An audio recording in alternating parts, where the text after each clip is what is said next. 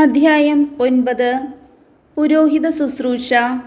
8-ാം ദിവസം മോശ അഹ്റോനെയും പുത്രന്മാരെയും ഇസ്രായേലിലെ ശ്രേഷ്ഠന്മാരെയും വിളിച്ചു. അവൻ അഹ്റോനോട് പറഞ്ഞു, പാപപരിഹാര ബലിക്കായി ഊനമറ്റ ഒരു കാളക്കുട്ടിയെയും ദഹനബലിക്കായി ഊനമറ്റ ഒരു മുട്ടാടിനെയും കർത്താവിൻ്റെ മുൻപിൽ സമർപ്പിക്കണം. ഇസ്രായേൽ ജനത്തോട് പറയുക, പാപപരിഹാര ബലിക്കായി ഒരു കോലാട്ടിൻ മുട്ടനെയും ദഹനബലിക്കായി 1 വയസ്സുള്ളതും ഊനമറ്റതുമായ ഒരു കാളക്കുട്ടിയെയും ഒരു ചെമ്മരിയാടിനെയും സമാധാന ബലിക്കായി ഒരു കാളയെയും ഒരു മുട്ടാടിനെയും കർത്താവിൻ്റെ മുൻപിൽ ബലിയർപ്പിക്കാൻ കൊണ്ടുവരുവിൻ. എണ്ണ ചേർത്ത ഒരു ധാന്യബലിയും അർപ്പിക്കുവിൻ. എന്തെന്നാൽ കർത്താവ് ഇന്ന് നിങ്ങൾക്ക് പ്രത്യക്ഷപ്പെടും. മോശ ആവശ്യപ്പെട്ടതെല്ലാം അവർ സമാഗമ കൂടാരത്തിൻ്റെ വാതിൽക്കൽ കൊണ്ടുവന്നു. സമൂഹം മുഴുവൻ അടുത്തുവന്ന് കർത്താവിൻ്റെ സന്നിധിയിൽ നിലകൊണ്ടു. അപ്പോൾ മോശ പറഞ്ഞു, നിങ്ങൾ ചെയ്യണമെന്ന് കർത്താവ് കൽപ്പിച്ച കാര്യം ഇതാണ്. കർത്താവിൻ്റെ മഹത്വം നിങ്ങൾക്ക് പ്രത്യക്ഷപ്പെടും. മോശ അഹ്റോനോട് പറഞ്ഞു, ബലിപീഠത്തിങ്കിലേക്ക് വന്ന് നിന്റെ പാപപരിഹാര ബലിയും ദഹനബലിയും അർപ്പിക്കുക. അങ്ങനെ നിനക്കും ജനങ്ങൾക്കുമായി പാപപരിഹാരം ചെയ്യുക. ജനങ്ങളുടെ കാഴ്ചകൾ സമർപ്പിച്ച് അവർക്ക് വേണ്ടി പാപപരിഹാരം ചെയ്യുക. ഇങ്ങനെയാണ് കർത്താവ് കൽപ്പിച്ചിരിക്കുന്നത്. അഹ്റോൻ ബലിപീഠത്തെ സമീപിച്ച് തൻ്റെ പാപപരിഹാര ബലിക്കുള്ള കാളക്കുട്ടിയെ കൊന്നു. അഹ്റോൻ്റെ പുത്രന്മാർ അതിൻ്റെ രക്തം അവൻ്റെ മുൻപിൽ കൊണ്ടുവന്നു. അവൻ വിരൽ രക്തത്തിൽ മുക്കി ബലിപീഠത്തിൻ്റെ കൊമ്പുകളിൽ പുരട്ടി. ശേഷിച്ച രക്തം ബലിപീഠത്തിനു ചുറ്റുമൊഴിച്ചു. കർത്താവ് മോശയോട് കൽപ്പിച്ചിരുന്നതുപോലെ ബലിമൃഗത്തിൻ്റെ മേധസ്സും വൃക്കകളും കരളിനു മുകളിലുള്ള നെയ്വലയും ബലിപീഠത്തിൽ വെച്ച് ദഹിപ്പിച്ചു. മാംസവും തോലും പാളയത്തിന് വെളിയിൽ വെച്ച് അഗ്നിയിൽ ദഹിപ്പിച്ചു.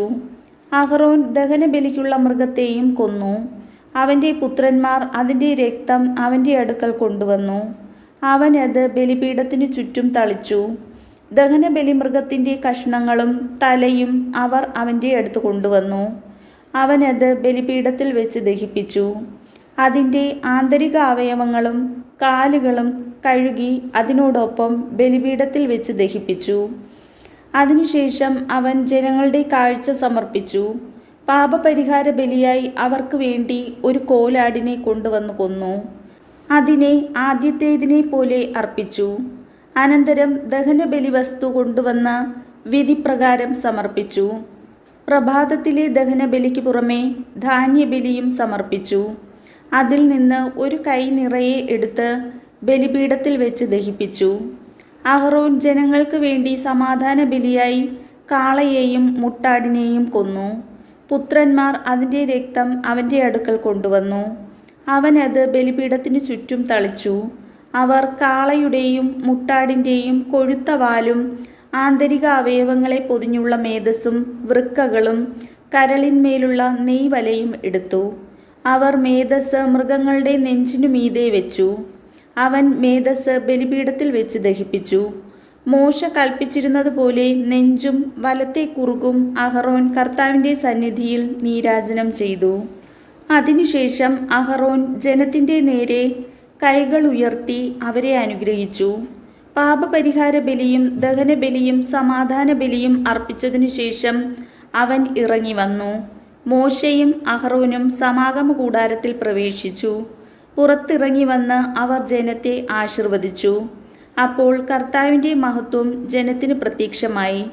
കർത്താവിൻ്റെ സന്നിധിയിൽ നിന്ന് അഗ്നി പുറപ്പെട്ട് ബലിപീഠത്തിലിരുന്ന ദഹനബലിയും മേധസ്സും ദഹിപ്പിച്ചു. ഇത് കണ്ടപ്പോൾ ജനമെല്ലാം ആർത്തു വിളിച്ച് സാഷ്ടാംഗം വീണു. കർത്താവിൻ്റെ വചനം.